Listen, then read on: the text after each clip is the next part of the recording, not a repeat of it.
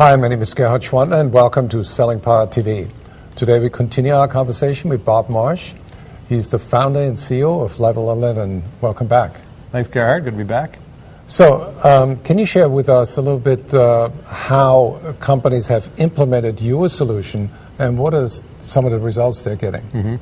Yeah, so we've got a kind of a mix of customers. I really kind of put them in two classifications. So first of all, a lot of technology companies, software companies, companies that understand and use technology, use Salesforce.com. I mean, that's a kind of a pretty common kind of filter. So what they do is that they plug it into Salesforce, they go through a little wizard, say, okay, who do you want to allow to build contests? Who are the managers? Who are the salespeople that will be part of them? Et cetera. So it's a 5-step process that takes about 15 minutes, and you're up and running. And so that's what people do to get going on it. I kind of then I see that our customers end up falling into two different buckets. The first one is a company who says, you know what, I've got my Salesforce CRM set up, and the adoption by the sales team it's kind of okay, or maybe it really needs help, but I really need to spike that. I need to get people entering the data they need. The reason I bought the CRM system is that I want to be able to measure what's happening in the organization so I can motivate it, but I'm not measuring it like I want to. And so they'll buy it sometimes for that purpose, to kind of motivate salespeople in their contacts using carrots, not sticks, to get them to kind of do that.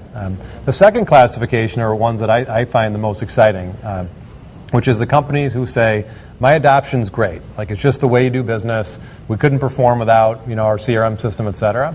And we know that there's these critical metrics, I like to call them the magic metric, that the company knows if I get more face-to-face meetings, if I get more first-time meetings, if I can just get to this stage in the sales process, we are going to win consistently. And what they do is that then in order to spike that activity, they could say, well, everyone has to do it all the time, which is just not realistic. Instead, create competition around those things and get people to socialize their performance against those critical measures, and then the activity spikes right out of it. So that's the typical kind of engagement. The results have been pretty good, which I can certainly share as well. So how does your solution sync up with compensation management solutions? Mm-hmm. So it's definitely different than that. I mean, so sales compensation, that's a whole different beast, another animal. So we're really not in that game. We're specifically focused on how do you use competition to motivate performance. I mean, you then have the incentive element to it. But one of the things I mentioned in the previous video about how it's not just about the reward; it's about that competition. I mean, it's definitely part of it, but it's a little bit different than that. So I've been through many inside sales organizations, and a lot of people have leaderboards that are really done by hand. Yep. What is the change management process when they use your solution? Is that difficult for them?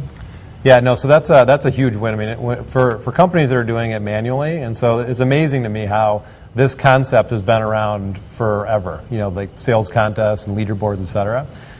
Yet our company just launched a year ago, and no one's really ever applied innovation and creativity to that concept of what you write up on the whiteboard or the chalkboard or the spreadsheet, and automated that thing. So we really kind of are a way to kind of make that simple for them. So they simply go through and identify what do I want to motivate, press save, and the system just manages all of it from there to identify where people rank. It does splash announcements, way to go, you just did a great job. So people kind of always know what they're doing, and they know what their peers are doing as well.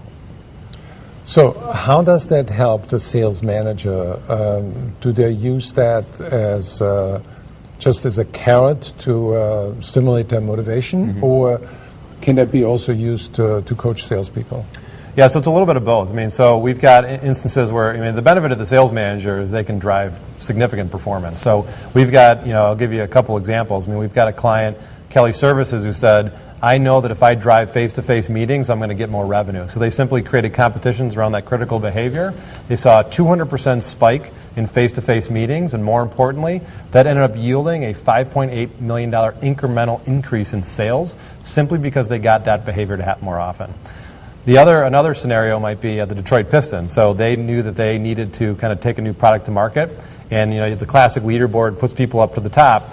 They were okay with the top performers being way up there and other people being in the middle or at the bottom, because what they found was, because this leaderboard is saying people are selling this product, it motivates the people in the middle at the bottom to say, I might not win, but people are obviously selling this product and I should too. So all of a sudden, every phone call, they're talking about that new product. And for them, that ended up equating to $500,000 in sales in a matter of 6 weeks. So it helps the sales manager in some pretty effective ways.